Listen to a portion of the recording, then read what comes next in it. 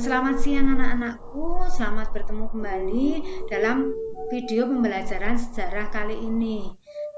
Untuk video pembelajaran sejarah kali ini kita akan mempelajari tentang proses masuk dan perkembangan penjajahan bangsa Eropa di Indonesia, khususnya bangsa Portugis, Spanyol, Belanda, dan Inggris. Nah, sebelum kita bicara tentang proses penjajahan bangsa Eropa di Indonesia, kita akan membicarakan dulu tentang bagaimana keadaan masyarakat Eropa sebelum adanya penjelajahan samudra. Di sini kita mulai dengan runtuhnya Kekaisaran Romawi. Kaisar Romawi yang pertama adalah Octavianus Augustus. Kekuasaannya meliputi seluruh Eropa, Afrika Utara, dan Afrika Barat. Pada masa Kaisar Diocletianus, Romawi dibagi menjadi dua, yaitu Romawi Barat atau Roma dan Romawi Timur atau Konstantinopel. Romawi Timur runtuh diserang oleh bangsa Turki. Yang kedua, adanya Perang Salib. Sejak Konstantinopel jatuh ke tangan bangsa Turki, orang Kristen dilarang mengunjungi Yerusalem. Hal itulah yang menyebabkan terjadinya Perang Salib dengan semangat Reconquista. Faktor yang ketiga atau keadaan masyarakat Eropa sebelum adanya penjelajahan, yaitu adanya sistem feodalisme. Akibat jatuhnya Romawi, perdagangan di Eropa menjadi sepi. Hal tersebut menyebabkan aktivitas kehidupan masyarakat perdagangan berpindah ke bidang pertanian.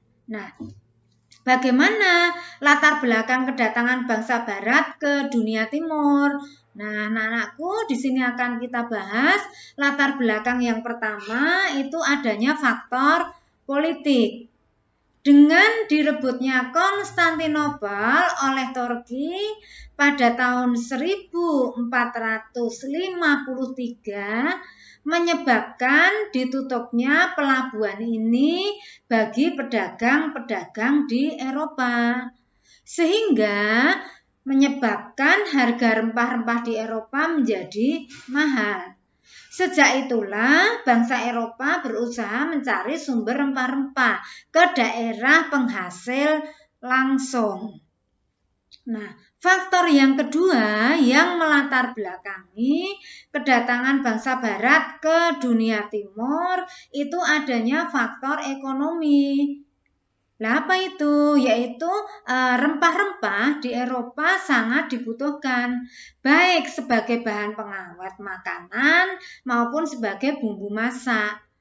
Dengan datang langsung ke sumber penghasilnya, maka pedagang-pedagang Eropa itu akan mendapatkan keuntungan yang sangat besar. Faktor yang ketiga yang melatari kedatangan bangsa Barat ke dunia Timur adalah faktor kebudayaan, di mana pada abad ke-14 itu di Eropa mengalami semangat atau zaman Renaissance yang melahirkan adanya penemuan-penemuan baru di berbagai bidang ilmu pengetahuan. Lah, apa saja? Siapa saja ahlinya? Yang pertama itu adalah Copernicus. Dia menyatakan bahwa bumi itu bulat dan matahari sebagai pusat tata surya. Atau teori ini lazim disebut dengan teori heliosentris. Ahli yang kedua itu adalah Galileo Galilei. Dia menemukan teleskop dan mikroskop serta mempelajari gugusan Bima Sakti. 3. Penemuan kompas yang sangat membantu dalam ilmu pelayaran. Yang keempat, adanya kisah Marco Polo yang ditulis dalam buku Imago Mundi yang menyatakan betapa indahnya negeri di dunia Timur. Faktor yang keempat yang melatar belakangi kedatangan bangsa Barat ke dunia Timur adalah faktor idealisme, yaitu adalah semangat 3G. Apa itu gold? Gold itu adalah mencari kekayaan, Gospel itu untuk menyebarkan agama, terutama agama Nasrani, dan glory itu untuk mencapai kejayaan. Nah, 3G ini merupakan semboyan dari imperialisme kuno, dianut oleh negara Portugis dan Spanyol. Sekarang kita akan berbicara tentang penjelajahan samudra.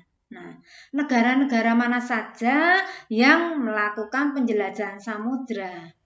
Negara pelopor yang pertama itu adalah bangsa Portugis. Setelah Bartolomeus Dias menemukan Tanjung Harapan, dilanjutkan oleh Vasco da Gama sampai Calicut. Pada tahun 1511, Alfonso de Albuquerque berhasil menaklukkan Malaka yang pada saat itu menjadi pusat perdagangan rempah-rempah. Nah, dari Malaka ini kemudian Alfonso de Albuquerque melanjutkan ke Maluku yang merupakan sumber rempah-rempah yang sangat besar di Asia Tenggara. Di Maluku, Alfonso de Albuquerque diterima oleh Raja Ternate dan kemudian dia membangun benteng di sana. Tokoh penjelajah samudra yang kedua dari bangsa Portugis itu adalah Vasco da Gama. Bangsa penjelajah samudra yang kedua itu adalah bangsa Spanyol. Setelah Columbus gagal mencapai India, ekspedisi kemudian dilanjutkan oleh Magalhães dan tiba di Filipina pada tahun 1521. Tetapi ia kemudian dibunuh dan ekspedisinya atau penjelajahannya digantikan oleh Juan Sebastian del Cano. Dalam perjalanan pulang, mereka singgah di Tidore. Hal ini menimbulkan permusuhan dengan Portugis. Berkat perantaraan Paus, permusuhan itu dapat diselesaikan dengan adanya perjanjian Saragossa. Berdasarkan perjanjian tersebut, Spanyol mendapatkan Filipina dan Portugis mendapatkan Maluku. Sehingga Spanyol harus pergi dari Maluku dan Maluku dikuasai oleh Portugis. Penjelajah yang ketiga, seperti saya katakan di atas tadi, dari bangsa Spanyol itu adalah Magalhães. Kemudian negara yang melakukan penjelajahan samudra yang lain itu adalah negara Inggris. Kedatangan bangsa Inggris dirintis oleh Sir Francis Drake pada tahun 1579 sampai di Ternate dan kemudian ia kembali ke Inggris dengan membawa rempah-rempah. Pengalaman ini mendorong Ratu Elizabeth I meningkatkan pelayaran internasional guna menggalakkan ekspor wol dan mencari rempah-rempah. Dia memberi hak istimewa kepada EIC.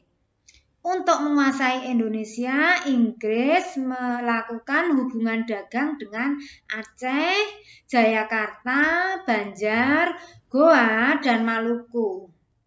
Tetapi Inggris tidak mampu menyaingi Belanda. Penjelajah samudra yang keempat itu dilakukan oleh bangsa Belanda. Pada tahun 1515, Belanda menjadi jajahan Spanyol dan juga menjadi jajahan Portugis. Belanda kemudian berontak dalam Perang Kemerdekaan atau disebut dengan Perang 80 tahun. Raja Philip yang kedua memerintahkan menutup pelabuhan Lisabon bagi kapal Belanda. Akibat hal ini, rempah-rempah menjadi mahal sehingga Belanda berusaha datang ke Indonesia untuk mencari sumber rempah-rempah. Armada Belanda yang pertama sampai di Indonesia dipimpin oleh Cornelis de Houtman. Cornelis de Houtman pertama kali tiba di Indonesia yaitu di Banten. Tetapi karena Cornelis de Houtman ini bersikap kasar, dia tidak diterima dan mencoba singgah di Maluku. Tetapi dia juga gagal. Namun, perjalanan tersebut menjadi petunjuk bagi pedagang Belanda untuk ke Indonesia seiring terusirnya Portugis dari Maluku. Dengan banyaknya pedagang Belanda di Indonesia, timbullah persaingan yang tidak sehat.